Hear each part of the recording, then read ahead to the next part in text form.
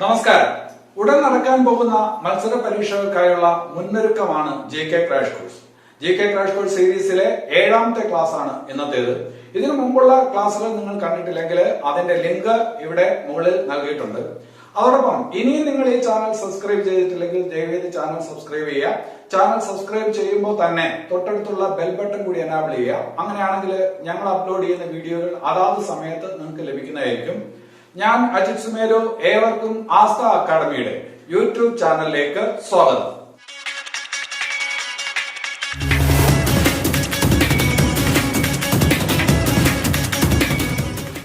ഇന്നത്തെ ക്ലാസ്സിൽ മത്സര പരീക്ഷകൾക്ക് വളരെ പ്രധാനപ്പെട്ട ഒരു ഭാഗമാണ് നമ്മൾ പഠിക്കാനായിട്ട് ഉദ്ദേശിക്കുന്നത്. ഇന്ത്യ വിഭജനം, നാട്ടുരാജ്യങ്ങളുടെ സംയോജനം, സംസ്ഥാന പുനഃസംഘടനാ കമ്മീഷനുകൾ, സംസ്ഥാന പുനഃസംഘടനാ നിയമം, 1956, നിലവിലെ ഇന്ത്യൻ സംസ്ഥാനങ്ങളുടെ വിവിധ രൂപീകരണ ഘട്ടങ്ങൾ. ഇത്രയും നമുക്ക് മത്സര പരീക്ഷകൾക്ക് വളരെ അത്യാവശ്യമായിട്ടുള്ള കാര്യമാണ്. നമ്മൾ അതാണ് ഇന്ന് പഠിക്കാനായിട്ട് ഉദ്ദേശിക്കുന്നത്. അതിലെ ആദ്യത്തെ ചോദ്യത്തിലോട്ട് പോകാം. ആദ്യത്തെ ചോദ്യം ഇതാണ്: സ്വാതന്ത്ര്യം ലഭിക്കുമ്പോൾ ഇന്ത്യയിൽ എത്ര നാട്ടുരാജ്യങ്ങളാണ് ഉണ്ടായിരുന്നത്? സ്വതന്ത്ര ഇന്ത്യയിൽ എത്ര നാട്ടുരാജ്യങ്ങൾ ഉണ്ടായിരുന്നു എന്നുള്ളതാണ് ആദ്യത്തെ ചോദ്യം. അതിനു മുമ്പായിട്ട് നമുക്ക് വേറൊരു കാര്യം പഠിക്കണം. Mountbatten plan. Mountbatten plan.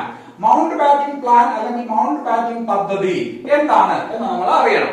1947 June മാസം 3-ാം തീയതി 1947 ജൂൺ മാസം 3-ാം തീയതി ബ്രിട്ടീഷ് ഇന്ത്യയിലെ അവസാനത്തെ വൈസ്രോയി ആയിരുന്ന മൗണ്ട് ബാറ്റൺ പ്രഭു ഇന്ത്യയുടെ സ്വാതന്ത്ര്യവുമായി ബന്ധപ്പെട്ട് അവതരിപ്പിച്ച പദ്ധതി അറിയപ്പെടുന്നതാണ് മൗണ്ട് ബാറ്റൺ പ്ലാൻ. 1947 ജൂൺ 3-ന് അവതരിപ്പിച്ച പദ്ധതിയാണ് മൗണ്ട് ബാറ്റൺ പ്ലാൻ. ആ മൗണ്ട് ബാറ്റൺ പദ്ധതിയിൽ ഒരു പ്രധാനപ്പെട്ട പോയിന്റ് ഇതാണ്. മൗണ്ട് ബാറ്റൺ പദ്ധതിയിൽ ഒരു പ്രധാനപ്പെട്ട പോയിന്റ് ബ്രിട്ടീഷ് ഇന്ത്യയെ രണ്ടായി വിഭജിക്കുന്നു.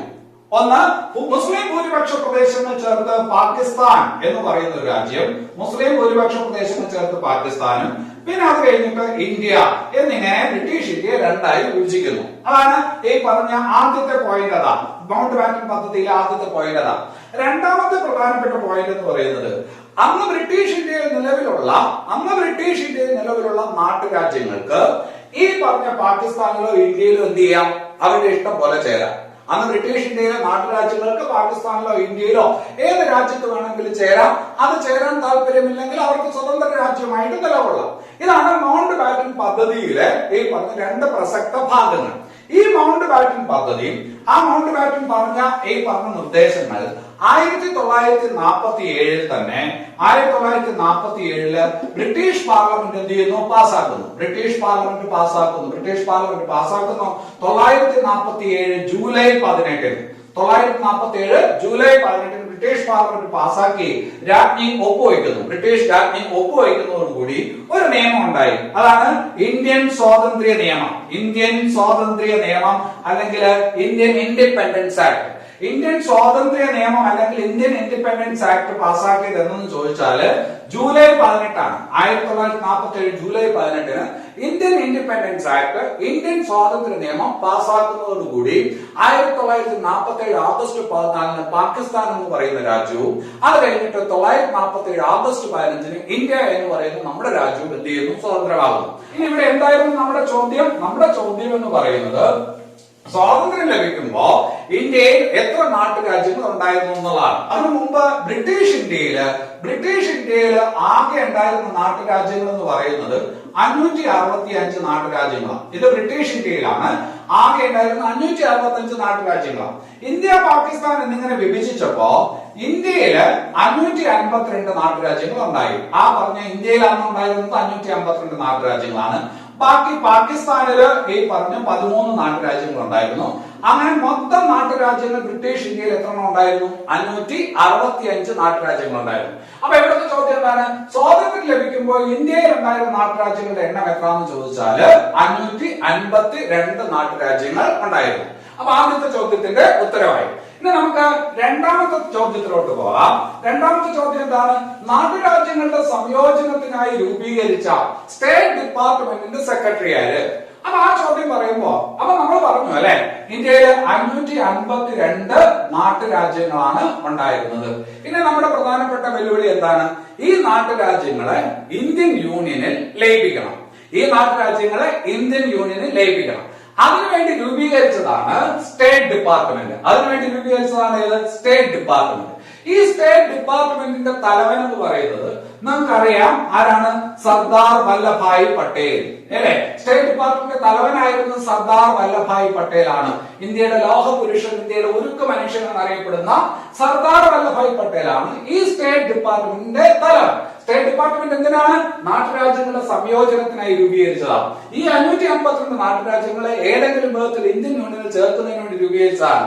അപ്പൊ അതിന്റെ തലവനായിരുന്നു സർദാർ വല്ലഭായ് പട്ടേൽ. പക്ഷെ ഇവിടെ ചോദിച്ചെന്താണ്? സ്റ്റേറ്റ് ഡിപ്പാർട്ട്മെന്റിന്റെ സെക്രട്ടറി ആയിരുന്നു. സ്റ്റേറ്റ് ഡിപ്പാർട്ട്മെന്റ് സെക്രട്ടറി എന്ന് പറയുന്നത് ഒരു മലയാളിയായിരുന്നു, BP Menon. State department secretary ആരായിരുന്നു? BP മേനോൻ. അപ്പൊ സർദാർ വല്ലഭായ് പട്ടേലിന് ആ കാര്യത്തിൽ നാട്ടുരാജ്യങ്ങളുടെ സംയോജനത്തിന് ഉറച്ച പിന്തുണ കൊടുത്ത അതിന്റെ സെക്രട്ടറി ആയിരുന്നു ആര്? BP മേനോൻ എന്ന് പറയുന്ന മലയാളി. അപ്പോ ഇവരുടെ രണ്ടുപേരുടെയും പ്രവർത്തന ഫലമായി സ്റ്റേറ്റ് ഡിപ്പാർട്ട്മെന്റില് സർദാർ വല്ലഭായ് പട്ടേലിന്റെയും BP മേനോന്റെയും ഒക്കെ പ്രവർത്തന ഫലമായിട്ട് ഈ 552 നാട്ടുരാജ്യങ്ങളിൽ 549 നാട്ടുരാജ്യങ്ങളെയും ഒരു തരത്തിൽ അല്ലെങ്കിൽ മറ്റൊരു തരത്തിൽ ഇന്ത്യൻ യൂണിയനിൽ പെട്ടെന്ന് ലയിപ്പിക്കാനായിട്ട് കഴിയും. ഒരു തരത്തിൽ അല്ലെങ്കിൽ മറ്റൊരു തരത്തിൽ എന്ന് പറഞ്ഞത് ചില നാട്ടുരാജ്യങ്ങളെ പ്രലോഭനത്തിലൂടെ ഈ പറഞ്ഞ ഇന്ത്യൻ യൂണിയനിൽ ലയിപ്പിച്ചു. ചില നാട്ടുരാജ്യങ്ങളെ അല്പം ഭീഷണിപ്പെടുത്തേണ്ടതായിട്ടും വന്നു. അപ്പൊ പ്രലോഭനമുണ്ട്, ഭീഷണിയുണ്ട്. പ്രലോഭനത്തിലൂടെയും ഭീഷണിപ്പെടുത്തിയും ഒക്കെ ഈ പറഞ്ഞ ഈ 552 നാട്ടുരാജ്യങ്ങൾ 549 വളരെ പെട്ടെന്ന് തന്നെ ഈ പറഞ്ഞ ഇന്ത്യൻ യൂണിയൻ ചേർത്തു. പ്രലോഭനം എന്താണെന്ന് ചോദിച്ചാല് പ്രലോഭനം എന്ന് പറയുന്നത് പ്രിവി പേഴ്സ് എന്ന് പറയുന്ന ഒരെണ്ണമാണ്. പ്രിവി പേഴ്സ് എന്ന് പറഞ്ഞാൽ എന്താണ്? ഈ നാട്ടുരാജ്യങ്ങളിലെ രാജാക്കന്മാർ ഇന്ത്യൻ യൂണിയൻ ലയിക്കുമ്പോൾ അവർക്ക് പിന്നെ ഉത്തരവാദിത്വം ഇല്ലാതായി, അവർക്ക് ഈ പറഞ്ഞ അധികാരം ഇല്ലാതായി, അവർക്ക് ഈ പറഞ്ഞ സാമ്പത്തികമായിട്ടുള്ള ബാധ്യതകളും പിന്നെ കഷ്ടപ്പാടുകളും ഒക്കെ ഉണ്ടാവും. അപ്പൊ സ്വാഭാവികമായിട്ട് അതിനെ മറികടക്കുന്നതിന് വേണ്ടിയിട്ട് ഇന്ത്യ ഗവൺമെന്റ് എന്ത് ചെയ്തു? ഈ നാട്ടുരാജ്യങ്ങളിലെ രാജാക്കന്മാർക്കൊക്കെ എന്ത് ചെയ്യുന്നു? ഒരു പെൻഷൻ പദ്ധതി ആവിഷ്കരിച്ചു, അല്ലെങ്കിൽ ഈ പറഞ്ഞ ഒരു നിശ്ചിത തുക കൊടുക്കുന്ന ഒരു രീതി ആവിഷ്കരിച്ചു. ആ സംവിധാനത്തിന് പറയുന്ന പേരാണ് ഏത്? Privy purse. വളരെ പ്രധാനപ്പെട്ട സാധനമാണ് പ്രിവി പേഴ്സ്. അപ്പൊ ഈ പ്രിവി പേഴ്സ് പോലുള്ള ആനുകൂല്യങ്ങളും പ്രലോഭനങ്ങളും ചേർന്നില്ലെങ്കിൽ ഈ പറഞ്ഞ സൈനിക നടപടി പോലുള്ള ഭീഷണികളും ഒക്കെ ആയിട്ട് 552 നാട്ടുരാജ്യങ്ങളിൽ 549 വളരെ പെട്ടെന്ന് തന്നെ ഇന്ത്യൻ യൂണിയനിൽ ചേർക്കാൻ ഈ പറഞ്ഞ സർദാർ വല്ലഭായ് പട്ടേലിനും അതുപോലെ തന്നെ ആർക്കും കഴിഞ്ഞ് BP മേനോനും കഴിഞ്ഞു. പിന്നെ വരുന്നത് 3 നാട്ടുരാജ്യങ്ങളുടെ പ്രശ്നമാണ്. അതിലൊരു നാട്ടുരാജ്യമായിരുന്നു കാശ്മീർ. അതിലൊരു ഈ പറഞ്ഞ നാട്ടുരാജ്യമാണ് ഏത്? കാശ്മീർ. വേറൊരു നാട്ടുരാജ്യം എന്ന് പറയുന്നത് ജുനാഗഡ് ആയിരുന്നു. വേറൊരു നാട്ടുരാജ്യം ഏതാണ്? ജുനാഗഡ്. വേറൊരു നാട്ടുരാജ്യം എന്ന് പറയുന്നത് ഹൈദരാബാദ്.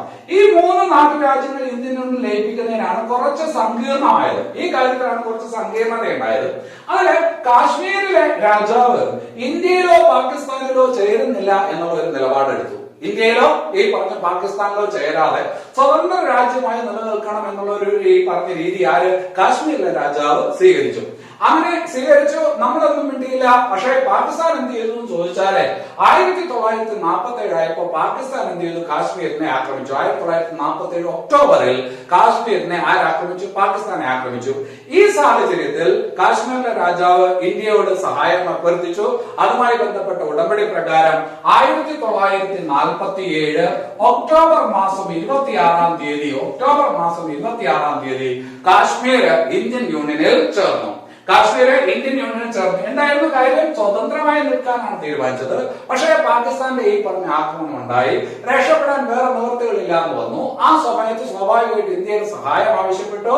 അതിന്റെ പ്രത്യുപകാരമായി 1947 ഒക്ടോബർ 26 ആര്? കാശ്മീർ രാജാവ് ഈ പറഞ്ഞ കാശ്മീരിനെ ഇന്ത്യൻ യൂണിയനിൽ ലയിപ്പിച്ചു. അങ്ങനെ കാശ്മീർ ഇന്ത്യൻ യൂണിയനിൽ ലയിച്ചു. ഇനി അത് കഴിഞ്ഞിട്ട് അടുത്ത പ്രശ്നം വരുന്നത് ജുനാഗഡിലാണ്. എവിടെയാണ്? ജുനാഗഡ്. എവിടെയാണ് ജുനാഗഡ്? ഇന്ന് ഗുജറാത്തിനകത്തുള്ള ഒരു ജില്ലയാണ് ജുനാഗഡ്. ഇന്ന് ഗുജറാത്ത് എന്ന് പറയുന്നത് നമ്മുടെ ഒരു സംസ്ഥാനത്തിനകത്തുള്ള ഒരു ജില്ലയാണ് ജുനാഗഡ്. ഈ ജുനാഗഡിലെ രാജാവ് ഇന്ത്യൻ യൂണിയനിൽ ചേരാൻ താല്പര്യം കാണിച്ചില്ല, മറിച്ച് പാകിസ്ഥാനിൽ ചേരാനാണ് താല്പര്യം കാണിച്ചത്. പക്ഷേ ഈ പറഞ്ഞ 80% വരുന്ന ഹിന്ദുക്കളായിട്ടുള്ള ഈ പറഞ്ഞ ജനങ്ങൾ, ഈ ജുനാഗഡിലെ നിസാം എന്ന് പറയുന്നത് മുസ്ലിം ആയിരുന്നു. അദ്ദേഹത്തിന് പാകിസ്ഥാനിൽ ലയിക്കാനായിരുന്നു താല്പര്യം. അതേസമയം ജനങ്ങൾക്ക് ഇന്ത്യൻ ഭാഗത്ത് ചേരുന്നതിനായിരുന്നു താല്പര്യം. ജനങ്ങൾ പ്രക്ഷോഭം ഉണ്ടാക്കി ഈ പറഞ്ഞ പ്രതിഷേധം ഉണ്ടാക്കിയപ്പോ ജുനാഗഡിലെ ഈ പറഞ്ഞ രാജാവ് അല്ലെങ്കിൽ നിസാം അവിടെ നിന്ന് പാകിസ്ഥാനിലോട്ട് പലായനം ചെയ്തു. ഈ പറഞ്ഞ രക്ഷപ്പെട്ടു. ഈ പറഞ്ഞ പിന്തിരിഞ്ഞോടി പാകിസ്ഥാനിലോട്ട് പലായനം ചെയ്തു. അങ്ങനെ ജുനാഗഡില് ഈ പറഞ്ഞ ജനങ്ങളുടെ ഒരു ഹിതപരിശോധന നടത്തി. ആ എവിടെ ചേരണം എന്നുള്ള രീതിയിൽ ഒരു ഹിതപരിശോധന നടത്തി. അപ്പോ 90% ജനങ്ങളും ഇന്ത്യയെ ചേർന്നതിന് അനുകൂലമായിട്ട് റഫറണ്ടത്തിൽ വോട്ട് ചെയ്തു. 1948 ഫെബ്രുവരി മാസത്തില് ജുനാഗഡിൽ റഫറണ്ടം നടന്നു. റഫറണ്ടം എന്ന് പറഞ്ഞാൽ വോട്ടെടുപ്പ്, ഒരു റഫറണ്ടം നടന്നു. ആ റഫറണ്ടത്തിൽ ജുനാഗഡിലെ ജനങ്ങൾ ഇന്ത്യൻ യൂണിയൻ ചേരുന്നതിന് താല്പര്യം പ്രകടിച്ചതിന്റെ അടിസ്ഥാനത്തിൽ ജുനാഗഡും ഇന്ത്യൻ യൂണിയനിൽ ലയിപ്പിക്കപ്പെട്ടു. പിന്നെ അതുപോലെ ഈ പറഞ്ഞ മറ്റൊരു നാട്ടുരാജ്യം എന്ന് പറയുന്നത് ഹൈദരാബാദ് ആയിരുന്നു. ഹൈദരാബാദിലെ ഈ പറഞ്ഞ ഭരണാധികാരിയായിരുന്നു നിസാമും ഇതുപോലെ തന്നെ ഈ പറഞ്ഞ സ്വതന്ത്രമായി നിലനിൽക്കാൻ താല്പര്യപ്പെട്ട ഈ പറഞ്ഞൊരു നാട്ടുരാജ്യമാണ്. പക്ഷേ ഈ പറഞ്ഞ സ്വാതന്ത്ര്യത്തിന് ശേഷം വർഗീയ ലഹളകളും പിന്നെ അത് കഴിഞ്ഞിട്ട് അരാജകത്വം ഒക്കെ ഇന്ത്യയിൽ പൊതുവിലുണ്ടായിരുന്നു. അത് അമർച്ച ചെയ്യുന്നതിന് ഹൈദരാബാദിലെ നിസാമിന് കഴിഞ്ഞില്ല. അങ്ങനെയുള്ള ഒരു സാഹചര്യത്തിൽ ഇന്ത്യൻ പട്ടാളം ഹൈദരാബാദിലോട്ട് പ്രവേശിച്ചു. ആ പറഞ്ഞ സംഭവം അറിയപ്പെടുന്നത് ഓപ്പറേഷൻ പോളോ എന്നാണ്. ആ സംഭവം അറിയപ്പെടുന്ന ഏതാണ്? Operation polo. അതായത് ഹൈദരാബാദിലെ നിസാമിന് അവിടുത്തെ പ്രശ്നങ്ങൾ അടിച്ചൊതുക്കാനായിട്ട് കഴിയാതെ വന്നപ്പോൾ ഇന്ത്യൻ സൈന്യം ഈ പറഞ്ഞ ഹൈദരാബാദിലോട്ട് പ്രവേശിക്കുകയും ആ പറഞ്ഞ പ്രശ്നങ്ങൾ അമർച്ച ചെയ്യുന്നതിന് ശ്രമിക്കുകയും ചെയ്തു. ആ സംഭവം അറിയപ്പെടുന്നത് ഓപ്പറേഷൻ പോളോ എന്നാണ്. ഓപ്പറേഷൻ പോളോയുടെ ഭാഗമായിട്ട് ഹൈദരാബാദും പിന്നീട് 1948 സെപ്റ്റംബർ മാസം 19-ാം തീയതി 1948 സെപ്റ്റംബർ മാസം 19-ാം തീയതി ഹൈദരാബാദും ഇന്ത്യൻ യൂണിയനിൽ ലയിപ്പിക്കപ്പെട്ടു. അങ്ങനെ 1947 സ്വാതന്ത്ര്യം കിട്ടുന്ന സമയത്ത് 552 നാട്ടുരാജ്യങ്ങൾ ഉണ്ടായിരുന്നതിൽ 552 നാട്ടുരാജ്യങ്ങളും ഇന്ത്യൻ യൂണിയനിൽ ലയിപ്പിക്കപ്പെട്ടു. ഇനി അത് കഴിഞ്ഞിട്ട് അടുത്ത ചോദ്യം നോക്ക്. 1948 സംസ്ഥാന പുനഃസംഘടനയെ കുറിച്ച് പഠിക്കാൻ നിയമിക്കപ്പെട്ട കമ്മിറ്റി. 1948 സംസ്ഥാന പുനഃസംഘടനയെ കുറിച്ച് പഠിക്കാൻ നിയമിക്കപ്പെട്ട കമ്മിറ്റി. അപ്പൊ അതവിടെ പറയുന്നതിന് മുമ്പായിട്ട് ഇപ്പൊ ആദ്യത്തെ വെല്ലുവിളി തീർന്നു. ഏതാണ്? നാട്ടുരാജ്യങ്ങളുടെ സംയോജനം. ഇപ്പൊ നമ്മുടെ നാട്ടുരാജ്യങ്ങൾ 552 നാട്ടുരാജ്യങ്ങളെയും എന്ത് ചെയ്തു? ഇന്ത്യയിൽ ഉൾപ്പെടുത്തി നമ്മൾ ഈ പറഞ്ഞ ഇന്ത്യ എന്ന് പറയുന്ന ഒരു വിശാലമായിട്ടുള്ള രാജ്യം രൂപം കൊടുത്തു. ഇനി അത് കഴിഞ്ഞിട്ട് വരുന്നത് എന്താണെന്ന് ചോദിച്ചാൽ സംസ്ഥാന പുനഃസംഘടനയാണ്. ഇനി വരുന്ന പ്രശ്നം എന്ന് പറയുന്നത് ഭാഷാ അടിസ്ഥാനത്തിലുള്ള സംസ്ഥാനങ്ങൾ എന്നുള്ള ആവശ്യമാണ്. ഭാഷാ അടിസ്ഥാനത്തിൽ സംസ്ഥാനം വേണമെന്നുള്ള ആവശ്യങ്ങളൊക്കെ ഇന്ത്യയിൽ ശക്തി പ്രാപിക്കാനായിട്ട് തുടങ്ങി. അതിന്റെ അടിസ്ഥാനത്തിൽ ഭാഷാ അടിസ്ഥാനത്തിലുള്ള സംസ്ഥാന പുനഃസംഘടനാ കമ്മീഷനുകൾ നിയോഗിക്കപ്പെട്ടു. അതിൽ ആദ്യത്തേതാണ് 1948 സ്ഥാപിക്കപ്പെട്ട ഭാഷാ അടിസ്ഥാനത്തിലുള്ള പുനഃസംഘടനാ കമ്മീഷൻ. അതിന്റെ ഈ പറഞ്ഞ കമ്മിറ്റി, ആ കമ്മിറ്റിയിൽ നിയമിക്കപ്പെട്ട കമ്മിറ്റി ഏതാണ്? 1948 നിയമിക്കപ്പെട്ട കമ്മിറ്റിയുടെ പേര് SK ദാർ കമ്മിറ്റി എന്നാണ്. SK ദാർ. അപ്പോ ഭാഷാ അടിസ്ഥാനത്തിൽ സംസ്ഥാന പുനഃസംഘടനയെ കുറിച്ച് പഠിക്കാൻ 1948 നിയമിക്കപ്പെട്ട കമ്മിറ്റിയാണ് SK ദാർ. അപ്പൊ SK ദാർ കമ്മിറ്റി ഉണ്ട്. പിന്നെ വേറൊരു കമ്മിറ്റി പിന്നീട് ഉണ്ടായി JVP കമ്മിറ്റി എന്ന് പറയും. വേറെ JVP കമ്മിറ്റി. പിന്നെ വേറൊന്നുണ്ട് ഫസൽ അലി കമ്മിറ്റി. ഏതാണ്? ഫസൽ അലി കമ്മിറ്റി. ഇതാണ് നിങ്ങൾക്ക് കുറച്ചുകൂടി പരിചയമുള്ള ഒരു സാധനം അല്ലെ, ഫസൽ അലി കമ്മിറ്റി. അപ്പൊ ഭാഷാടിസ്ഥാനത്തിൽ സംസ്ഥാനങ്ങളുടെ പുനഃസംഘടനയുമായി ബന്ധപ്പെട്ട കമ്മിറ്റികൾ ഈ പറഞ്ഞ 3 എണ്ണമാണ്. ഇതില് എപ്പോഴും പരീക്ഷയ്ക്ക് തെറ്റിക്കാൻ സാധ്യത 948 നിയോഗിക്കപ്പെട്ട കമ്മിറ്റിയുടെ തലവൻ ഏതെന്ന് ചോദിക്കാം. നിങ്ങൾ ഫസൽ അലി എന്ന് പറയാനാണ് സാധ്യത. 948 SK ദാർ എന്ന് പറയുന്ന ആള് തലവനായിട്ടുള്ള കമ്മിറ്റിയാണ്. SK ദാർ കമ്മിറ്റിയാണ് നിയമിക്കപ്പെട്ടത്. SK ദാർ 948 നിയമിക്കപ്പെട്ട SK ദാർ കമ്മിറ്റി ഭാഷാടിസ്ഥാനത്തിലുള്ള സംസ്ഥാന പുനഃസംഘടനയെ കുറിച്ച് പഠിച്ചിട്ട് അന്നത്തെ പ്രധാനമന്ത്രി ജവഹർലാൽ നെഹ്റുവിന് വിശദമായിട്ടുള്ള റിപ്പോർട്ട് കൊടുത്തു. ആ വിശദമായ റിപ്പോർട്ടില് ഭാഷാ അടിസ്ഥാനത്തിലുള്ള പുനഃസംഘടനയെ അദ്ദേഹം ഈ പറഞ്ഞ അംഗീകരിച്ചില്ല. ആര്? ഈ ദാർ കമ്മിറ്റി അനുകൂലിച്ചില്ല. പകരം ഭരണപരമായിട്ടുള്ള സൗകര്യത്തിനനുസരിച്ച് വേണം സംസ്ഥാനങ്ങളുടെ പുനഃസംഘടന നിശ്ചയിക്കാൻ എന്നുള്ള റിപ്പോർട്ടാണ് ആര് കൊടുത്തത്? SK ദാർ കമ്മിറ്റി കൊടുത്തത്. പക്ഷെ ജനങ്ങള് നിശബ്ദരായിരുന്നില്ല. അവർ പലതരത്തിലുള്ള പ്രക്ഷോഭങ്ങൾ ഉണ്ടാക്കാനായിട്ട് തുടങ്ങിയപ്പോ അടുത്ത ഒരു കമ്മിറ്റി ഇന്ത്യൻ നാഷണൽ കോൺഗ്രസ് അതിന്റേതായ രീതിയിൽ നിയമിച്ചു. ഇന്ത്യൻ നാഷണൽ കോൺഗ്രസ് വഹിക്കുന്ന കമ്മിറ്റിയാണ്. ഏതാ കമ്മിറ്റിയാണ്? JVP committee. JVP കമ്മിറ്റി ഭാഷാടിസ്ഥാനത്തിലുള്ള സംസ്ഥാന പുനഃസംഘടനയുമായി ബന്ധപ്പെട്ട മറ്റൊരു കമ്മിറ്റിയാണ് JVP കമ്മിറ്റി. ഇത് സർക്കാർ നിയമിച്ചതല്ല. ഇന്ത്യൻ നാഷണൽ കോൺഗ്രസ് അന്നത്തെ റൂളിംഗ് പാർട്ടിയാണ്. അവർ നിയമിച്ച കമ്മിറ്റിയാണ് JVP കമ്മിറ്റി. എന്താണ് J for Jawaharlal Nehru. JVP കമ്മിറ്റിയിൽ 3 പേരാണ് ഉണ്ടായിരുന്നത്. J for Jawaharlal Nehru, V for Vallabhbhai Patel. J Jawaharlal Nehru, V for Vallabhbhai Patel, P for Pattabhi Sitaramayya. Pattabhi Sitaramayya.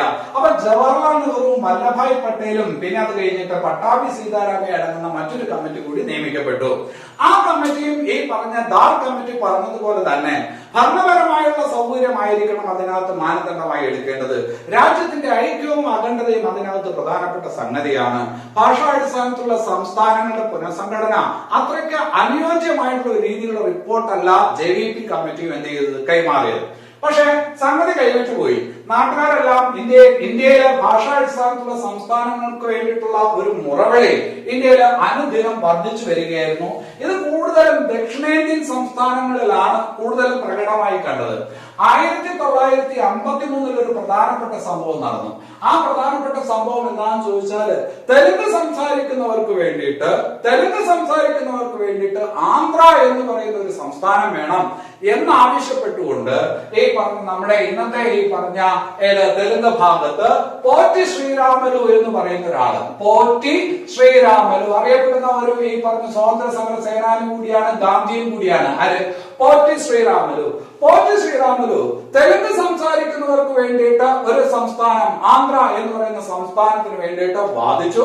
അദ്ദേഹം ഈ പറഞ്ഞ മരണം വരെ നിരാഹാരം തുടങ്ങി. അപ്പൊ ഈ പറഞ്ഞ ഗവൺമെന്റ് വലിയ കാര്യമായിട്ട് എടുത്തില്ല. പക്ഷെ ഇതിനകത്ത് സംഭവിച്ച കാര്യം എന്താണെന്ന് ചോദിച്ചാൽ പോറ്റി ശ്രീരാമലു ഈ നിരാഹാരം കിടന്ന് അദ്ദേഹം ഈ പറഞ്ഞ ഏതാണ്ട് 58 ഈ പറഞ്ഞ ദിവസത്തോളം നിരാഹാരം കിടന്ന് ഇദ്ദേഹം എന്ത് ചെയ്തു, മരിച്ചു. ആര്? പോറ്റി ശ്രീരാമലു മരിച്ചു. അപ്പൊ അന്തരീക്ഷം കൂടുതൽ സംഘർഷഭരിതമായി. ഉടനെ തന്നെ നെഹ്റു എന്ത് ചെയ്തു എന്ന് ചോദിച്ചാല്, നെഹ്റു ചെയ്ത കാര്യം എന്താണെന്ന് ചോദിച്ചാല് ആന്ധ്ര എന്ന് പറയുന്ന സംസ്ഥാനം രൂപീകരിച്ചു. തെലുങ്ക് സംസാരിക്കുന്നവർക്ക് വേണ്ടിയിട്ട് ആന്ധ്ര എന്ന് പറയുന്ന ഒരു സംസ്ഥാനം രൂപീകരിച്ചു. അപ്പൊ തെലുങ്ക് ഭാഷ സംസാരിക്കുന്നവർക്ക് വേണ്ടിയിട്ട് ആന്ധ്ര എന്ന് പറയുന്ന സംസ്ഥാനം 1953 രൂപീകരിച്ചു. ഭാഷാടിസ്ഥാനത്തിൽ ഇന്ത്യയിൽ വന്ന ആദ്യത്തെ സംസ്ഥാനമാണ് ആന്ധ്ര എന്ന് പറയും. ആന്ധ്ര, ഞാൻ ആന്ധ്രാപ്രദേശ് എന്ന് പറഞ്ഞില്ല, ആന്ധ്ര എന്ന് പറയും. അപ്പൊ 1953 പോറ്റി ശ്രീരാമലുവിന്റെ മരണം ഉടനെ തെലുങ്ക് സംസാരിക്കുന്നവർക്ക് വേണ്ടി ആന്ധ്ര എന്ന് പറയുന്ന സംസ്ഥാനം രൂപീകരിക്കാൻ നെഹ്റു നിർബന്ധിതനായി. അങ്ങനെ 1953 ഭാഷാടിസ്ഥാനത്തിൽ ആദ്യത്തെ സംസ്ഥാനം വന്നു. ഏതാണ്? ആന്ധ്ര. ഉടനെ ഇത് പിന്നെ കൂടുതൽ ഈ പറഞ്ഞ ഭാഷാടിസ്ഥാനത്തിലുള്ള സംസ്ഥാനങ്ങൾക്ക് വേണ്ടിയിട്ടുള്ള ഒരു ഡിമാൻഡ് വർദ്ധിപ്പിച്ചു. മറ്റുള്ളവരും ഇതുപോലെ ആവശ്യപ്പെടാനായിട്ട് തുടങ്ങി. അങ്ങനെ ഒരു സാഹചര്യത്തിലാണ് 1953 തന്നെ മറ്റൊരു ഭാഷാടിസ്ഥാനത്തിൽ സംസ്ഥാനങ്ങളെ പുനഃസംഘടിപ്പിക്കുന്നതിന് വേണ്ടിയിട്ട് മറ്റൊരു കമ്മിറ്റിയെ നിയമിച്ചത്. ആ കമ്മിറ്റിയാണ് ഏത്? ഫസൽ അലി കമ്മിറ്റി. ആ കമ്മിറ്റിയാണ് ഫസൽ അലി കമ്മിറ്റി. ഇത് കുറച്ചുകൂടി പ്രധാനപ്പെട്ടതാണ്. ഫസൽ അലി കമ്മിറ്റി, ഈ കമ്മിറ്റിയുടെ തലവൻ ഈ പറഞ്ഞ ഫസൽ അലി ആയിരുന്നു. ഈ പറഞ്ഞ പഴയ ഈ പറഞ്ഞ റിട്ടയർഡ് ജഡ്ജൊക്കെയാണ്. ഫസൽ അലി ആയിരുന്നു ഈ പറഞ്ഞ കമ്മിറ്റിയുടെ തലവൻ. വേറൊരാൾ ഇതിനകത്ത് ഉണ്ടായിരുന്നത് HN ഖുസ്രു എന്ന് പറയുന്ന ഒരാളാണ്. ഈ കമ്മിറ്റിയിൽ ഉണ്ടായിരുന്ന മറ്റൊരാൾ ആരാണ്? HN ഖുസ്രു. ഫസൽ അലി കമ്മിറ്റിയിൽ ഉണ്ടായിരുന്ന മറ്റൊരാൾ HN ഖുസ്രു. പിന്നെ അത് കഴിഞ്ഞിട്ട് വേറൊരാൾ ഇതിനകത്ത് ഉണ്ടായിരുന്നത് വളരെ പ്രധാനപ്പെട്ട ഒരാളാണ്, നമുക്ക് വളരെ വേണ്ടപ്പെട്ട ഒരാളാണ്, KM പണിക്കർ. നമുക്ക് വേണ്ടപ്പെട്ടെന്ന് പറഞ്ഞാൽ മലയാളി എന്നുള്ള രീതിയിൽ KM പണിക്കർ, അല്ലെ? കാവാലം മാധവ പണിക്കർ എന്നറിയപ്പെടുന്ന KM പണിക്കർ. അപ്പൊ ഫസൽ അലി കമ്മിറ്റിയിൽ എത്ര പേരുണ്ടായിരുന്നു? ഫസൽ അലി ഉൾപ്പെടെ 3 പേർ. ഫസൽ അലി, HN ഖുസ്രു, പിന്നെ അത് കഴിഞ്ഞിട്ട് KM പണിക്കർ. KM പണിക്കർ അറിയില്ലേ? അറിയപ്പെടുന്ന നോവലിസ്റ്റ് ആണ്, അറിയപ്പെടുന്ന ചരിത്രകാരനാണ്. ഈ പറഞ്ഞ ചരിത്രകാരനാണ്. പിന്നെ അത് കഴിഞ്ഞിട്ട് ഡിപ്ലോമാറ്റ് ആണ്. അങ്ങനെയുള്ള KM പണിക്കർ. അദ്ദേഹത്തിന്റെ കാര്യം പഠിക്കുമ്പോൾ നിങ്ങൾ പഠിക്കും പറങ്കിപ്പടയാളി, അല്ലെ? പറങ്കിപ്പടയാളി എന്ന് പറയുന്ന ചരിത്ര നോവൽ രചിച്ചതാരാ? പിന്നെ അത് കഴിഞ്ഞിട്ട് അദ്ദേഹത്തിന്റെ കാര്യം പഠിക്കുമ്പോൾ നിങ്ങൾ പഠിക്കും ഈ പറഞ്ഞ കേരള സിംഹം പഴശ്ശിരാജയെ കുറിച്ച് കേരള സിംഹം എന്ന് പറയുന്ന ആ പുസ്തകത്തിന്റെ രചയിതാവാര? KM പണിക്കർ, അല്ലെ? അപ്പൊ അതവിടെ നിൽക്കട്ടെ. അപ്പൊ 1953 ഫസൽ അലി കമ്മിറ്റിയെ നെഹ്റു എന്ത് ചെയ്തു? ഭാഷാടിസ്ഥാനത്തിലുള്ള സംസ്ഥാന പുനഃസംഘടനയെ കുറിച്ച് പഠിക്കാനായിട്ട് ഈ പറഞ്ഞ് നിയമിച്ചു. ഫസൽ അലി അനുകൂലമായ റിപ്പോർട്ട്, ഭാഷാടിസ്ഥാനത്തിൽ സംസ്ഥാനങ്ങളുടെ രൂപീകരണവുമായി ബന്ധപ്പെട്ട് അനുകൂലമായ റിപ്പോർട്ട്, ഇപ്പോഴത്തെ സാഹചര്യത്തിൽ ഇന്ത്യയിൽ അത് ചെയ്തേ പറ്റൂ എന്നുള്ള രീതിയിൽ ഒരു റിപ്പോർട്ട് എന്ത് ചെയ്തു? ഫസൽ അലി കമ്മിറ്റി കൊടുത്തു. അങ്ങനെ 1955 ഫസൽ അലി കമ്മിറ്റി ഭാഷാടിസ്ഥാനത്തിലുള്ള സംസ്ഥാന പുനഃസംഘടനയുമായി ബന്ധപ്പെട്ട് കൊടുത്തു. അപ്പൊ 3 കമ്മിറ്റികൾ 1948 SK ദാർ കമ്മിറ്റി, അത് കഴിഞ്ഞിട്ട് JVP കമ്മിറ്റി, പിന്നെ അത് കഴിഞ്ഞിട്ട് ഫസൽ അലി കമ്മിറ്റി. ഫസൽ അലി കമ്മിറ്റിയിൽ ഉണ്ടായിരുന്ന മലയാളി KM പണിക്കർ. അതേസമയം സ്റ്റേറ്റ് ഡിപ്പാർട്ട്മെന്റ് സെക്രട്ടറി ആയിരുന്ന മലയാളി അത് VP മേനോൻ. അപ്പൊ ഈ പറഞ്ഞ KM പണിക്കർ. അപ്പൊ ഇത്രയും കാര്യങ്ങൾ വ്യക്തമായല്ലോ. അങ്ങനെ ഫസൽ അലി കമ്മിറ്റിയുടെ റിപ്പോർട്ട് പ്രകാരം പിന്നീട് പാർലമെന്റിൽ നിയമം ഉണ്ടാക്കി. അതാണ് 1956 സംസ്ഥാന പുനഃസംഘടനാ നിയമം. സംസ്ഥാന പുനഃസംഘടനാ നിയമം അത് പാർലമെന്റിൽ പാസാക്കി. State reorganisation act. State reorganisation act പാസാക്കി 1956. ഭരണഘടനയുടെ 7ാമത് ഭേദഗതി. ഭരണഘടനയുടെ 7ാമത് ഭേദഗതി പ്രകാരം സംസ്ഥാന പുനഃസംഘടനാ നിയമം പാസാക്കി എന്ന് 1956. അപ്പൊ ആ നാൾ വഴി ഓർക്കുക.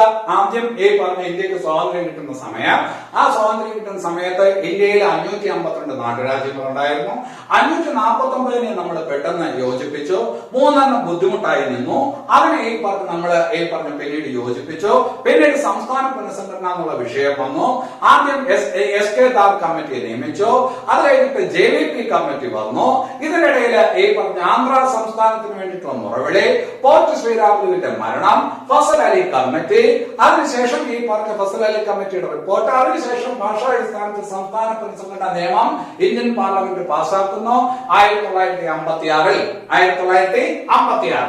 അപ്പൊ അതുവരെയുള്ള കാര്യങ്ങൾ നിങ്ങൾക്ക് വ്യക്തമായിട്ടുണ്ടാവുമെന്ന് മനസ്സിലാവുന്നു. നമുക്ക് അടുത്ത ചോദ്യത്തിലോട്ട് വരാം. അപ്പൊ 948 സംസ്ഥാന പുനഃസംഘടനയെ കുറിച്ച് പഠിക്കാൻ നിയമിക്കപ്പെട്ട കമ്മിറ്റി ഏതാണ്? 948 അപ്പോ ഏതാണ് അത്? ഈ പറഞ്ഞ ഫസൽ അലി കമ്മിറ്റി. ഫസൽ അലി കമ്മിറ്റി അല്ലെ, അത് ഗവൺമെന്റ് നിയമിച്ചതാണ്. ഗവൺമെന്റ് നിയമിച്ച കമ്മിറ്റി ഏതാണ്? ഫസൽ അലി കമ്മിറ്റി. ഇനി അത് കഴിഞ്ഞിട്ട് സംസ്ഥാന പുനഃസംഘടനാ നിയമം ഉൾക്കൊള്ളിച്ച ഭരണഘടനാ ഭേദഗതി. ആ ഭേദഗതിയാണല്ലോ നമ്മളിപ്പോ പറഞ്ഞ സംസ്ഥാന പുനഃസംഘടനാ നിയമം ഉൾക്കൊള്ളിച്ച ഭരണഘടനാ ഭേദഗതി. അതാണല്ലോ പറഞ്ഞത് 7ാമത് ഭരണഘടനാ ഭേദഗതി 1956. അപ്പൊ ഇവിടെ ഈ പറഞ്ഞ 7th കോൺസ്റ്റിറ്റ്യൂഷൻ അമെന്റ്മെന്റ് ആണ് ഉത്തരം. 7ാമത് ഭരണഘടനാ ഭേദഗതി 1956. അങ്ങനെ 1956 നവംബർ 1 ഈ പറഞ്ഞ ഭാഷാടിസ്ഥാനത്തിലുള്ള സംസ്ഥാനങ്ങളൊക്കെ വന്നു തുടങ്ങി. അപ്പൊ അതിനുശേഷം ഇന്ത്യയിലെ സംസ്ഥാനങ്ങളുടെ എണ്ണത്തിലോട്ട് വരാം. ഇന്ന് എത്ര സംസ്ഥാനങ്ങളുണ്ട് അല്ലെ? ഇന്ന് 28 സംസ്ഥാനങ്ങളുണ്ട്. അപ്പൊ അത് പറയുമ്പോൾ നമ്മൾ ആദ്യത്തെ കാര്യത്തിലോട്ട് വരാം. 956 നവംബർ 1 ഭാഷാടിസ്ഥാനത്തിൽ സംസ്ഥാന പുനഃസംഘടന നടത്തിയപ്പോ ഇന്ത്യയിലെ സംസ്ഥാനങ്ങളുടെ എണ്ണം എത്രയായിരുന്നു? മൊത്തം എണ്ണം 14 ഇന്ത്യയിലെ മൊത്തം സംസ്ഥാനങ്ങൾ അന്ന് എത്രയുണ്ടായിരുന്നു? 14 സംസ്ഥാനങ്ങൾ ഉണ്ടായിരുന്നു. 6 കേന്ദ്രഭരണ പ്രദേശം ഉണ്ടായിരുന്നു. 6 കേന്ദ്രഭരണ പ്രദേശവും 14 സംസ്ഥാനങ്ങളുമായിരുന്നു 1956 നവംബർ 1 കണക്കനുസരിച്ചുള്ളത്. അപ്പൊ ആ 1956 നവംബർ 1 വേറൊരു കാര്യം കൂടി ഉണ്ടായി. അതുകൂടെ നിങ്ങൾ ശ്രദ്ധിച്ചോ. ആദ്യം ഭാഷാടിസ്ഥാനത്തിൽ വന്ന ആദ്യത്തെ സംസ്ഥാനമാണ് നമ്മൾ ആന്ധ്ര എന്ന് പറഞ്ഞത്. പിന്നീട് അതിന്റെ കൂടെ ഹൈദരാബാദ് എന്ന് പറയുന്ന പ്രദേശം കൂടെ കൂട്ടിച്ചേർത്ത് അത് 1956 നവംബർ 1 ആന്ധ്രാപ്രദേശായിട്ട് മാറി. പിന്നെ അത് കഴിഞ്ഞിട്ട് നമ്മുടെ തമിഴ്നാട്ടിന്റെ ചില ഭാഗങ്ങളും ഈ പറഞ്ഞ അതും ഇതുമൊക്കെ എന്ത് ചെയ്തു? അങ്ങോട്ടും ഇങ്ങോട്ടും ഒന്ന് റീഅറേഞ്ച് ചെയ്തു. അപ്പൊ ഈ പറഞ്ഞ കേരളം ഉണ്ടായി. കേരളം മലയാളം സംസാരിക്കുന്നവർക്ക് വേണ്ടിയിട്ട് കേരളം. കർണാടകയില് അതായത് പഴയ മൈസൂർ സംസ്ഥാനത്തിന് ചെറിയ മാറ്റങ്ങൾ വരുത്തി. അതിലും ചെറിയ മാറ്റങ്ങൾ വരുത്തി കർണാടക, കേരളം, തമിഴ്നാട്, ആന്ധ്ര പോലുള്ള സംസ്ഥാനങ്ങളൊക്കെ ഒന്നുകൂടി റീഅറേഞ്ച് ചെയ്യപ്പെട്ട ഈ പറഞ്ഞ ഭരണഘടനാ ഭേദഗതിയാണ് 1956 നവംബർ 1 നിലവിൽ വന്ന ആ നിയമപ്രകാരം വന്നത് കേട്ടോ. 1956 നവംബർ 1. അപ്പൊ അങ്ങനെ വന്ന സംസ്ഥാനങ്ങൾ എത്ര? സംസ്ഥാനങ്ങൾ 14. സംസ്ഥാനങ്ങൾ 14. അപ്പൊ ആന്ധ്രാപ്രദേശ് ആയത് 1956 നവംബർ 1 അതാണ് ആന്ധ്രാപ്രദേശും തമ്മിലുള്ള വ്യത്യാസം. 1956 നവംബർ 1 ആന്ധ്രാപ്രദേശ് നിലവിൽ വരുന്നു. അപ്പൊ മൊത്തം എത്ര സ്റ്റേറ്റ്? മൊത്തം 14 സ്റ്റേറ്റ്. ഏതൊക്കെയായിരിക്കും ആ സ്റ്റേറ്റ്? നമുക്ക് വെറുതെ ഒന്ന് പറഞ്ഞിട്ട് പോവാം. ആ സ്റ്റേറ്റ് എന്ന് പറയുന്നത് ഒന്ന് ഉത്തർപ്രദേശ്. ഒന്ന് പറഞ്ഞേ, ഉത്തർപ്രദേശ്. രണ്ടാമത്തെ വേറൊരു പ്രദേശ് മധ്യപ്രദേശ് അല്ലെ. ഉത്തർപ്രദേശ്, മധ്യപ്രദേശ്. അപ്പൊ ഉത്തർപ്രദേശായി, മധ്യപ്രദേശായി, 2 സംസ്ഥാനങ്ങളായി. ഇനി ഒരു പ്രദേശം കൂടെ പറയാം, ആന്ധ്രാപ്രദേശ്. അപ്പൊ അന്ന് ആ 14 സംസ്ഥാനങ്ങൾ ഏതൊക്കെയെന്ന് എണ്ണി നോക്കുക. ഒന്ന് ഉത്തർപ്രദേശ് ഉണ്ട്, 2 മധ്യപ്രദേശ് ഉണ്ട്, 3 ആന്ധ്രാപ്രദേശ് ഉണ്ട് അല്ലെ. ആന്ധ്ര പറഞ്ഞ സ്ഥിതിക്ക് നമുക്ക് അതിന്റെ തൊട്ട് താഴെയുള്ള ഒരു സംസ്ഥാനം കൂടി നോക്കിയിട്ട് പോവാം. മദ്രാസ്. ഏതാണ്? മദ്രാസ് എന്നതിന്റെ പേര് മദ്രാസ് എന്നാണ്. തമിഴ്നാട് നായില. തമിഴ്നാട് നാവുന്ന 1969 1969 മദ്രാസിന്റെ പേര് ഈ പറഞ്ഞ തമിഴ്നാടെന്ന് അന്നത്തെ ഈ പറഞ്ഞ മുഖ്യമന്ത്രിയായിരുന്ന CN അണ്ണാദുരൈ ഈ പറഞ്ഞ ആക്കുന്നത് 1969 അപ്പൊ നമുക്ക് മദ്രാസ് അല്ലെങ്കിൽ തമിഴ്നാട് 4, പിന്നെ അത് കഴിഞ്ഞിട്ട് കേരളം 5, പിന്നെ അത് കഴിഞ്ഞിട്ട് കർണാടക. അന്ന് കർണാടകയുടെ 1956 നവംബർ 1 കർണാടകയുടെ പേര് കർണാടക എന്നല്ല, മൈസൂർ സംസ്ഥാനം എന്നായിരുന്നു. അതിന്റെ പേര് കർണാടക എന്ന് മാറുന്നത് 1973 1973 എന്തായാലും കർണാടക. പിന്നെ അത് കഴിഞ്ഞിട്ട് മറ്റൊരു സംസ്ഥാനം എന്ന് പറയുന്നത് കർണാടക കഴിഞ്ഞ് മുകളിലോട്ടാണ് പോകേണ്ടത് അല്ലെ. മറ്റൊരു സംസ്ഥാനം ബോംബെ സംസ്ഥാനം എന്നാണ്. ബോംബെ സംസ്ഥാനം. അപ്പൊ ഗുജറാത്തും ഈ പറഞ്ഞ മഹാരാഷ്ട്ര ഉൾക്കൊള്ളുന്ന ഒറ്റ സംസ്ഥാനമായിരുന്നു അന്ന്. അത് ഈ പറഞ്ഞ ബോംബെ സംസ്ഥാനം. പിന്നെ അത് കഴിഞ്ഞിട്ട് തൊട്ടടുത്ത് അതിന് മുകളിലോട്ട് രാജസ്ഥാൻ സംസ്ഥാനം. പിന്നെ അത് കഴിഞ്ഞിട്ട് പഞ്ചാബ് സംസ്ഥാനം. പിന്നെ അത് കഴിഞ്ഞിട്ട് അടുത്തത് കാശ്മീർ. അത് പഞ്ചാബിന് മുകളിൽ കാശ്മീർ അല്ലെ. പിന്നെ അത് കഴിഞ്ഞിട്ട് ബീഹാർ, വെസ്റ്റ് ബംഗാൾ, പിന്നെ അത് കഴിഞ്ഞിട്ട് ഒറീസ, അത് കഴിഞ്ഞിട്ട് ആസാം. ഈ പറഞ്ഞതായിരുന്നു 1956 നവംബർ ഈ പറഞ്ഞ 1 14 സംസ്ഥാനങ്ങൾ എന്ന് ജസ്റ്റ് ഒന്ന് എന്ത് ചെയ്യുക, ഓർക്കുക. അപ്പൊ അത്രയും കാര്യങ്ങളൊന്ന് ഓർത്ത് വയ്ക്കുക. ഇനി നമുക്ക് അടുത്ത ചോദ്യത്തിലോട്ട് പോവാം. 1971 ജനുവരി 25 രൂപം കൊണ്ട ഇന്ത്യൻ സംസ്ഥാനം ഏത്? നല്ല ചോദ്യമാണ്. 1971 ജനുവരി 25 രൂപം കൊണ്ട ഇന്ത്യൻ സംസ്ഥാനം. അപ്പൊ അത് പറയുന്നതിന് മുമ്പായിട്ട് നമുക്ക് വീണ്ടും കുറച്ച് കാര്യങ്ങൾ ഒന്നുകൂടെ റിവൈൻഡ് ചെയ്യാം. ആ കാര്യം ഇതാണ്. 1956 നവംബർ 1 ആയപ്പോ നമുക്ക് സംസ്ഥാനങ്ങൾ എത്രയായിരുന്നു? 14 ആയിരുന്നു അല്ലെ. പിന്നീട് സംഭവിച്ച കാര്യങ്ങളൂടെ പറയാം. 1960 പരീക്ഷയ്ക്ക് ചോദിച്ച ചോദ്യമാണ്, ശ്രദ്ധയോടെ പഠിക്ക്. 1960 ഞാൻ നേരത്തെ പറഞ്ഞ ബോംബെ സംസ്ഥാനം ഉണ്ടല്ലോ, ആ ബോംബെ സംസ്ഥാനത്തിനെ രണ്ടായി വിഭജിച്ചു. 1960 ബോംബെ സംസ്ഥാനത്തിന് രണ്ടായി വിഭജിച്ചു. അങ്ങനെ വിഭജിച്ച് ഈ പറഞ്ഞ എന്താക്കി, ഈ പറഞ്ഞ ഗുജറാത്ത് എന്ന് പറയുന്ന ഒരു സംസ്ഥാനം ഉണ്ടായി, മഹാരാഷ്ട്ര എന്ന് പറയുന്ന സംസ്ഥാനം ഉണ്ടായി. ബോംബെ സംസ്ഥാനം എന്നുള്ളത് മാറി. അത് ഈ പറഞ്ഞ പഴയ ബോംബെ ഇന്നത്തെ മഹാരാഷ്ട്രയാണ്. മഹാരാഷ്ട്രയിൽ ഗുജറാത്ത് എന്ന് പറയുന്ന സംസ്ഥാനം ഉണ്ടായി. ഏത് ദിവസം എന്ന് കൂടി പഠിച്ചു വെക്കണം. മെയ് 1. മെയ് 1 പ്രത്യേകത എന്താണ്? മെയ് 1 തൊഴിലാളി ദിനം. ഒരു പരീക്ഷയ്ക്ക് ഇങ്ങനെയാണ് ചോദിച്ചത്, തൊഴിലാളി ദിനത്തിന്റെ അന്ന് രൂപം കൊണ്ട ഇന്ത്യൻ സംസ്ഥാനം. അപ്പൊ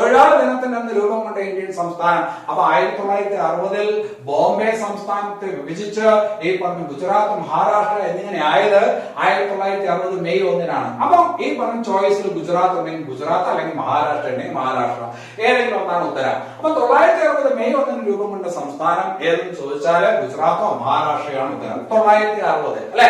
അപ്പൊ 14 എന്ന് പറയുന്നത് 15ആയി. ഒരെണ്ണം കൂടെ കൂടി 14 എന്ന് പറയുന്നത് 15ആയി അല്ലെ. ഇനി അവിടെ കഴിഞ്ഞിട്ട് അടുത്തത് 1963 ഡിസംബർ 1. ഇത് പരീക്ഷയ്ക്ക് ചോദിച്ച ചോദ്യമാണ്. 1963 60 കഴിഞ്ഞാൽ പിന്നെ ഈ പറഞ്ഞൊരു സംസ്ഥാനം വരുന്നത് 1963. 1963 ഡിസംബർ 1 മറ്റൊരു സംസ്ഥാനം ഉണ്ടായി. 1963 ഡിസംബർ 1 ഉണ്ടായ സംസ്ഥാനമാണ് നാഗാലാൻഡ്. ഏതാണ്? നാഗാലാൻഡ്. കൊഹീമ തലസ്ഥാനമായിട്ടുള്ള നാഗാലാൻഡ് തലസ്ഥാനം ഏതാണ്? കൊഹീമ. ഗുജറാത്തിന്റെ തലസ്ഥാനം ഏതാണ്? ഗാന്ധിനഗർ. മഹാരാഷ്ട്രയുടെ തലസ്ഥാനം ഏതാണ്? മുംബൈ അല്ലെ. അപ്പൊ ഈ പറഞ്ഞ 1963 ഡിസംബർ 1 നാഗാലാൻഡ് ഉണ്ടായി. ഇത് പരീക്ഷയ്ക്ക് ചോദിച്ച ചോദ്യമാണ്. 1963 ഡിസംബർ 1 രൂപം കൊണ്ട ഇന്ത്യൻ സംസ്ഥാനം ഏത്? നാഗാലാൻഡ്. അപ്പൊ 1960 ഗുജറാത്ത്, മഹാരാഷ്ട്ര, ബോംബെ വീഴ്ച അങ്ങനെ ഉണ്ടായി. 1963 ഈ പറഞ്ഞ ഡിസംബർ 1 നാഗാലാൻഡ് എന്ന് പറയുന്ന സംസ്ഥാനം ഉണ്ടായി. ഇനി അത് കഴിഞ്ഞിട്ട് മറ്റൊരു ഈ പറഞ്ഞ സംസ്ഥാന രൂപീകരണം നടക്കുന്നത് 1966 1966. നേരത്തെ പറഞ്ഞു 1956 തന്നെ ഉണ്ടായിരുന്ന ഒരു സംസ്ഥാനമാണ് പഞ്ചാബ്. പക്ഷെ പഞ്ചാബ് അറിയാലോ, ഈ പറഞ്ഞ സിഖുകാരുടെ സ്ഥലമാണ് പഞ്ചാബ്. അപ്പൊ അവർക്ക് അവരുടേതായിട്ടുള്ള ഒരു സംസ്ഥാനം വേണം എന്നുള്ള ഒരു ആഗ്രഹം ഉണ്ടായിരുന്നു. ഈ പഞ്ചാബിൽ തന്നെ ഹിന്ദി സംസാരിക്കുന്ന ആൾക്കാരുണ്ട്, പഞ്ചാബി സംസാരിക്കുന്ന ആൾക്കാരുണ്ട്. അപ്പൊ ഈ പറഞ്ഞ ഹിന്ദി സംസാരിക്കുന്ന ആൾക്കാരെ മാറ്റി വേറൊരു സംസ്ഥാനം വന്നു. ആ സംസ്ഥാനമാണ് ഹരിയാന.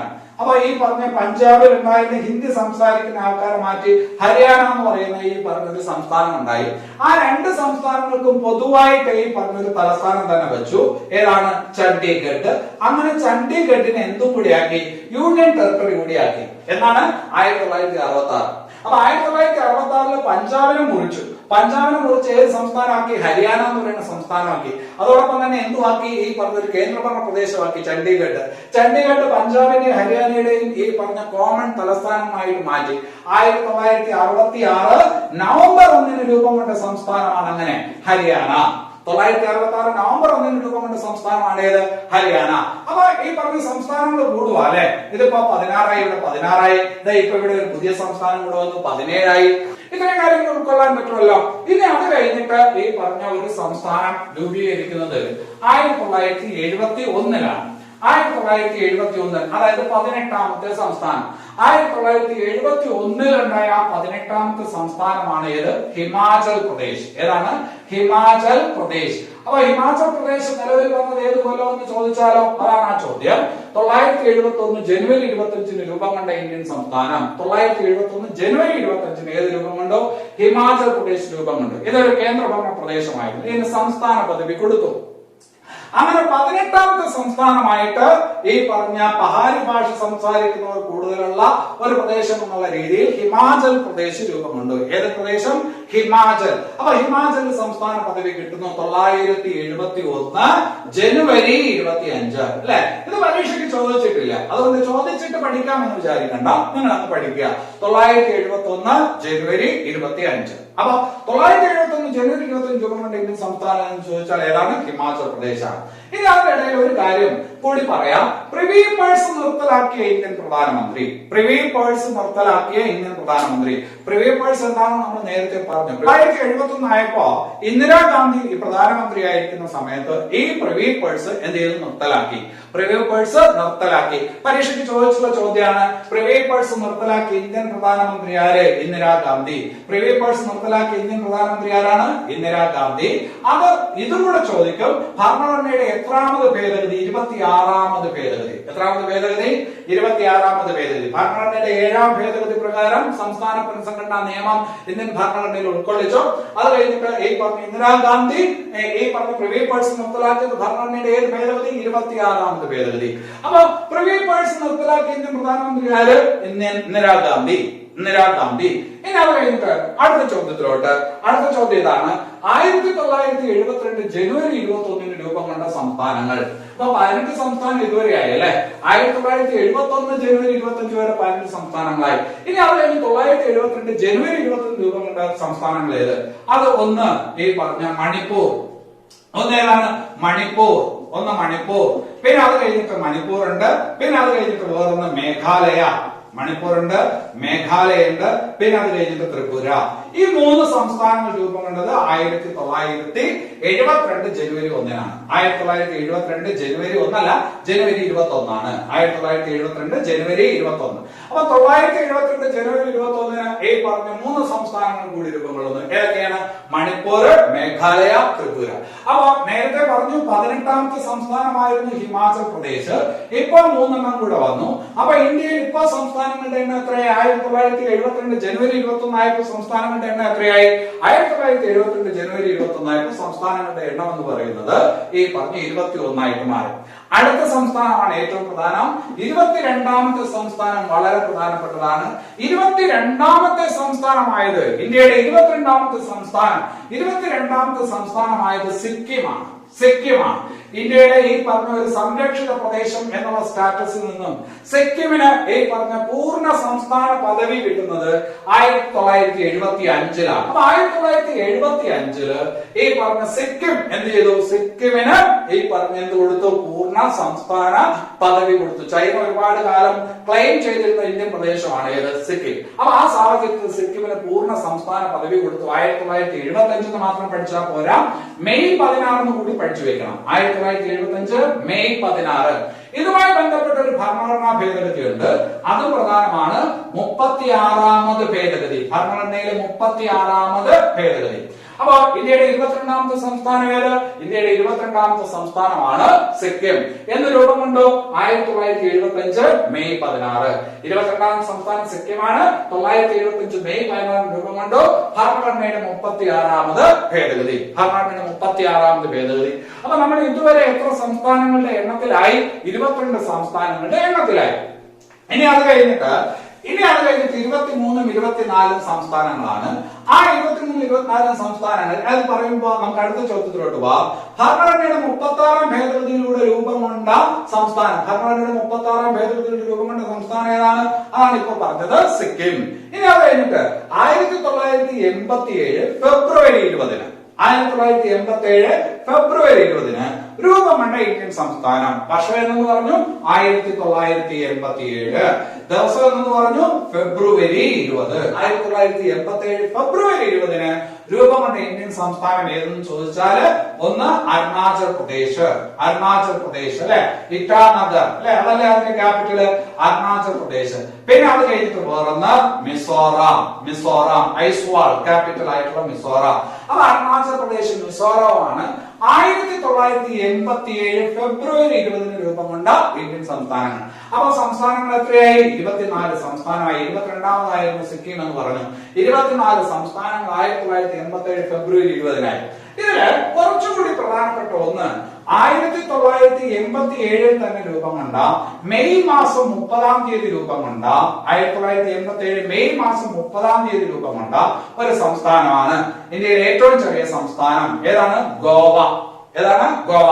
1987 മെയ് മാസം 30-ാം തീയതി രൂപം കൊണ്ട ഇന്ത്യൻ സംസ്ഥാനമാണ് ഏത്? ഗോവ. ഇന്ത്യയിലെ ഏറ്റവും ചെറിയ സംസ്ഥാനം അല്ലേ? ആ പറഞ്ഞ സംസ്ഥാനം രൂപം കൊണ്ട് 1987 മെയ് മാസം 30 ഗോവ. ഇത് ഇന്ത്യയുടെ 25ാമത്തെ സംസ്ഥാനമായിരുന്നു. ഇത് ഇന്ത്യയുടെ എത്രാമത്തെ സംസ്ഥാനം? 25ാമത്തെ സംസ്ഥാനം. അപ്പൊ ഇത്രയും കാര്യങ്ങള് നിങ്ങൾക്ക് അറിഞ്ഞു കഴിഞ്ഞാൽ ബാക്കിയുള്ളതിൽ നിങ്ങൾക്ക് ഏതാണ്ട് ഒരു ധാരണയുണ്ട്. 25 കഴിഞ്ഞാൽ പിന്നെ അടുത്തത് ഏതാണ്? പിന്നെ സംസ്ഥാന രൂപീകരണം നടന്നത് 2000-ലാണ്. 87 മെയ് 30 കഴിഞ്ഞാൽ പിന്നീട് സംസ്ഥാന രൂപീകരണം നടന്നിരിക്കുന്നത് 2000-ലാണ്. 2000 നവംബർ ഈ പറഞ്ഞ 1, പിന്നെ അത് കഴിഞ്ഞിട്ട് നവംബർ 9, നവംബർ 15 എന്നിങ്ങനെ ദിവസങ്ങളിലായിട്ട് 3 സംസ്ഥാനങ്ങൾ രൂപം കൊണ്ട്. എല്ലാം വർഷം ഒന്നാണ്. ഏത് കൊല്ലം? 2000. 2000 നവംബർ 1, 2000 നവംബർ 9, 2000 നവംബർ 15. അങ്ങനെ ഈ പറഞ്ഞ നവംബർ 1 രൂപം കൊണ്ട സംസ്ഥാനമാണ് ഛത്തീസ്ഗഡ്. 2000 നവംബർ 1 രൂപം കൊണ്ട സംസ്ഥാനമാണ് ഏത്? ഛത്തീസ്ഗഡ്. നവംബർ 9 രൂപം കൊണ്ട സംസ്ഥാനം ഏതാണ്? നവംബർ 9 അതാണ് ഉത്തരാഞ്ചൽ. ഇന്ന് അത് ഉത്തരാഖണ്ഡാണ്. ഉത്തരാഞ്ചൽ അല്ലെങ്കിൽ ഇന്ന് ഉത്തരാഖണ്ഡ് എന്നാണ് അറിയപ്പെടുന്നത്. അപ്പൊ ഈ പറഞ്ഞ നവംബർ 1 ഛത്തീസ്ഗഡ് ഉണ്ടായി, നവംബർ 9 ഉത്തരാഖണ്ഡ് ഉണ്ടായി, നവംബർ 15 ജാർഖണ്ഡ് ഉണ്ടായി. ഇന്ത്യയുടെ ഈ പറഞ്ഞ മിനറൽ സ്റ്റേറ്റ് എന്നറിയപ്പെടുന്ന ജാർഖണ്ഡ് ഉണ്ടായി അല്ലെ? ജാർഖണ്ഡ് ധോണിയുടെ സംസ്ഥാനം, നമ്മുടെ ഇന്ത്യൻ ക്യാപിറ്റൽ ആയിരുന്ന ധോണിയുടെ സംസ്ഥാനമാണ്. അപ്പൊ ഛത്തീസ്ഗഡ് ഉണ്ടായി, ഉത്തരാഖണ്ഡ് ഉണ്ടായി, ജാർഖണ്ഡ് ഉണ്ടായി. ഏത് കൊല്ലമാണ്? 2000 November 1 Chhattisgarh, 2000 November 9 Uttarakhand, 2000 November 15 Jharkhand. അപ്പൊ ഗോവ വരെ 25 സംസ്ഥാനമായിരുന്നു. ഇപ്പൊ 3 കൂടിയായി. അപ്പൊ മൊത്തം സംസ്ഥാനം എത്രയായി? 28 സംസ്ഥാനങ്ങളായി. ഇന്ത്യക്ക് 28 സംസ്ഥാനങ്ങൾ ഇതുവരെയായി അല്ലെ?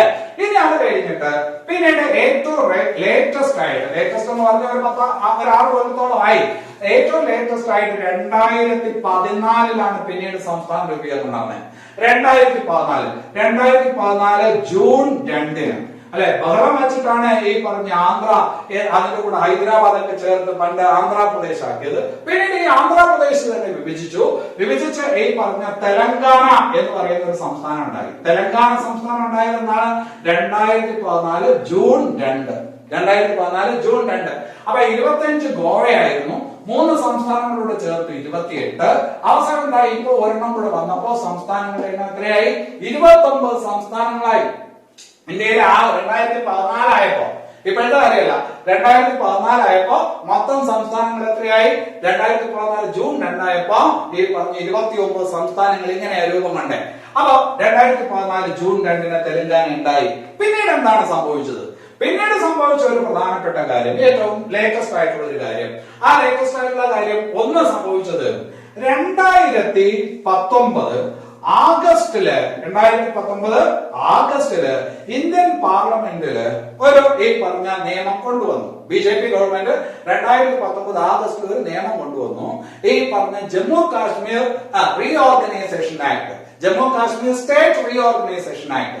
അതോടൊപ്പം 370-ാം വകുപ്പ്, ജമ്മു കാശ്മീരിന് പ്രത്യേക പരിരക്ഷ കൊടുക്കുന്ന 370-ാം വകുപ്പ് എടുത്തു കളയുന്നതുമായി ബന്ധപ്പെട്ട ഒരു നിയമം പാർലമെന്റിൽ 2019 ആഗസ്റ്റിൽ കൊണ്ടുവന്നു. അതിന്റെ അടിസ്ഥാനത്തിൽ അത് പാർലമെന്റ് പാസാക്കി. അതിന്റെ അടിസ്ഥാനത്തിൽ ജമ്മു കാശ്മീർ എന്ന് പറയുന്ന സംസ്ഥാനത്തിനെ വിഭജിച്ചു. 2 ഈ പറഞ്ഞ എന്താക്കി? കേന്ദ്രഭരണ പ്രദേശങ്ങളാക്കി. അങ്ങനെ ജമ്മു കാശ്മീർ എന്ന് പറയുന്ന ഒരു കേന്ദ്രഭരണ പ്രദേശവും പിന്നെ അത് കഴിഞ്ഞിട്ട് ലഡാക്ക് എന്ന് പറയുന്ന ഒരു കേന്ദ്രഭരണ പ്രദേശവും വന്നു. അപ്പോ 1947 ഒക്ടോബർ 26 ഇന്ത്യയിൽ കൂടിച്ചേർന്ന ഈ പറഞ്ഞ ജമ്മു കാശ്മീർ എന്ന് പറയുന്ന സംസ്ഥാനം അതുവരെ കൊടുത്തിരുന്ന പരിരക്ഷ അതെല്ലാം ഈ പറഞ്ഞ 2019 ആഗസ്റ്റിൽ പാർലമെന്റ് എടുത്തു കളഞ്ഞു. ജമ്മു കാശ്മീർ 2 ഈ പറഞ്ഞ എന്തായി? ഈ പറഞ്ഞ കേന്ദ്രഭരണ പ്രദേശങ്ങളായിട്ട് മാറി. അപ്പൊ കേന്ദ്രഭരണ പ്രദേശങ്ങളായിട്ട് മാറിയപ്പോ ഒരു സംസ്ഥാനം കുറഞ്ഞു അല്ലെ? അപ്പൊ 29 സംസ്ഥാനം ഉണ്ടായിരുന്നതിൽ 1 പോയി. ഇന്നിപ്പോ അപ്പൊ എത്ര സംസ്ഥാനങ്ങളേ ഉള്ളൂ? 28 സംസ്ഥാനങ്ങളേ ഉള്ളൂ. 28 സംസ്ഥാനം. കേന്ദ്രഭരണ പ്രദേശങ്ങളോ? കേന്ദ്രഭരണ പ്രദേശങ്ങൾ പണ്ട് 7 ഉണ്ടായിരുന്നു. ഡൽഹി ഉൾപ്പെടെ 7 കേന്ദ്രഭരണ പ്രദേശം ഉണ്ടായിരുന്നു. അപ്പോഴാണ് ഇത് രണ്ടും കൂടെ വന്നത്. അപ്പൊ 7 × 9 കേന്ദ്രഭരണ പ്രദേശമായി. പിന്നീട് ഒരു കാര്യം കൂടി സംഭവിച്ചു. പിന്നീട് സംഭവിച്ചത് ദാദ്ര നഗർ ഹവേലി, ദാമൻ ദ്യൂ ഈ 2 കേന്ദ്രഭരണ പ്രദേശങ്ങളെ ഒന്നിച്ചാക്കിയപ്പോൾ ഒരെണ്ണം കുറഞ്ഞു. അപ്പൊ കേന്ദ്രഭരണ പ്രദേശങ്ങൾ ഇപ്പൊ എത്രയേ ഉള്ളൂ? 8 കേന്ദ്രഭരണ പ്രദേശം. അപ്പൊ നിലവിൽ 28 സംസ്ഥാനങ്ങൾ, 8 കേന്ദ്രഭരണ പ്രദേശങ്ങൾ. നിലവിൽ 28 സംസ്ഥാനങ്ങൾ, 8 കേന്ദ്രഭരണ പ്രദേശങ്ങൾ. കർണവേഴ്സിന്റെ ഭാഗത്ത് ഒരു ചോദ്യം കൂടി ഞാൻ ഇവിടെ പറഞ്ഞിട്ട് പോകാം. 2019 ഓഗസ്റ്റില് ജമ്മു കാശ്മീരിൽ നിന്ന് ലഡാക്കിൽ നിന്നും തിരിച്ചു. അത് നിലവിൽ വരുന്നത് ഈ പറഞ്ഞ 2019 ഒക്ടോബർ 31-നാണ്. ഒക്ടോബർ 31-ന് ജമ്മു കാശ്മീരിൽ നിന്ന് ലഡാക്കിൽ നിന്നും ആ സംസ്ഥാനം വിഭജിക്കപ്പെട്ടത്. നിലവിൽ വന്നത് 2019 ഒക്ടോബർ 31-നാണ്. ഈ ഒക്ടോബർ 31-ന്റെ പ്രാധാന്യം നിങ്ങൾക്കറിയാം. ഈ പറഞ്ഞ ഇന്ത്യയുടെ ലോഹപുരുഷൻ സർദാർ വല്ലഭായ് പട്ടേൽ നാട്ടുരാജ്യങ്ങളുടെ സംയോജനത്തിന് ഒരുപാട് ഈ പറഞ്ഞ എഫർട്ട് എടുത്ത മനുഷ്യൻ ആരാണ്? സർദാർ വല്ലഭായ് പട്ടേൽ. അദ്ദേഹത്തിന്റെ ജന്മദിനമാണ് ഒക്ടോബർ 31. ആ ദിവസമാണ് ജമ്മു കാശ്മീർ, ലഡാക്ക് എന്നിങ്ങനെ 2 കേന്ദ്രഭരണ പ്രദേശങ്ങൾ നിലവിൽ വന്നത്. അപ്പൊ അത് ഓർത്തോണം, എന്ന് നിലവിൽ വന്നു എന്ന് ഓർത്തോണം. ഈ പറഞ്ഞ ഒക്ടോബർ 31. ഒരു കാര്യം കൂടി അതിന്റെ ഇടയിൽ പറഞ്ഞിട്ട് പോകാം. ഒരു കാര്യം പറയേണ്ടത്, ഏത് സംസ്ഥാനത്തിനാണ് 2 തലസ്ഥാനങ്ങളുള്ളത്? ഇന്ത്യയിൽ ഏത് സംസ്ഥാനത്തിന്? ഇന്നിപ്പോ നമുക്ക് 28 സംസ്ഥാനം ഉണ്ടെന്ന് പറഞ്ഞു അല്ലെ? ആ 28 സംസ്ഥാനങ്ങളിൽ ഏത് സംസ്ഥാനത്തിനാണ് 2 തലസ്ഥാനങ്ങളുള്ളത്? അല്ലെ, 2 സംസ്ഥാനങ്ങൾക്ക് പൊതുവായ ഒരു തലസ്ഥാനം നമുക്ക് മനസ്സിലാവും, ചണ്ഡീഗഡ്. പക്ഷെ ഒരു സംസ്ഥാനത്തിന് 2 തലസ്ഥാനങ്ങളുണ്ട്. ഏതിനാണെന്ന് ചോദിച്ചാൽ അതിന്റെ ഉത്തരം എന്ന് പറയുന്നത് ഉത്തരാഖണ്ഡാണ്. ഏതാണ്? ഉത്തരാഖണ്ഡ്. അത് ഈ അടുത്ത കാലത്ത് 2020 ജൂണിൽ സംഭവിച്ച കാര്യമാണ്. ഉത്തരാഖണ്ഡിന് 2 തലസ്ഥാനങ്ങളായി. അതിന്റെ ഈ പറഞ്ഞ ഒരു തലസ്ഥാനം നേരത്തെ നമുക്ക് അറിയാമായിരുന്നു, ഡെറാഡൂൺ. ഉത്തരാഞ്ചലിന്റെ തലസ്ഥാനം അല്ലെങ്കിൽ ഉത്തരാഖണ്ഡിന്റെ തലസ്ഥാനം ഏതായിരുന്നു? ഡെറാഡൂൺ ആയിരുന്നു. ഡെറാഡൂണിനോടൊപ്പം തന്നെ ഗേർസൺ എന്ന് പറഞ്ഞിട്ട് ഈ പറഞ്ഞ ഒരു തലസ്ഥാന പ്രദേശം കൂടി ഇപ്പോൾ ഉണ്ട്. ഗേർസൺ. അപ്പോ ഡെറാഡൂണ്, ഗേർസൺ. ഇതിലെ ഗേർസൺ ആണ് സമ്മർ ക്യാപിറ്റൽ. അതായത് ഈ പറഞ്ഞ വേനൽക്കാല തലസ്ഥാനം. ഉത്തരാഖണ്ഡിന്റെ വേനൽക്കാല തലസ്ഥാനമാണ് ഗേർസൺ. ഡെറാഡൂണിനെ ഈ പറഞ്ഞ ശൈത്യകാല തലസ്ഥാനമായിട്ട് മാറ്റി. അപ്പൊ ഗേർസൺ, ഡെറാഡൂൺ ഈ പറഞ്ഞ 2 തലസ്ഥാന നഗരങ്ങളുണ്ട് ആർക്ക്? ഉത്തരാഖണ്ഡിന്. ഇത്രയും കാര്യങ്ങൾ ഒന്ന് ഓർത്തു വെക്കുക. ഇത് വളരെ അത്യാവശ്യമുള്ളതാണ്. നിങ്ങൾക്ക് പരീക്ഷയ്ക്ക് വിലപ്പെട്ട മാർക്ക് ഈ ഭാഗത്ത് നിന്ന് കിട്ടും. ഇന്ന് പറഞ്ഞ കാര്യങ്ങൾ നിങ്ങൾക്ക് മനസ്സിലായിട്ടുണ്ടാവും എന്ന് കരുതുന്നു.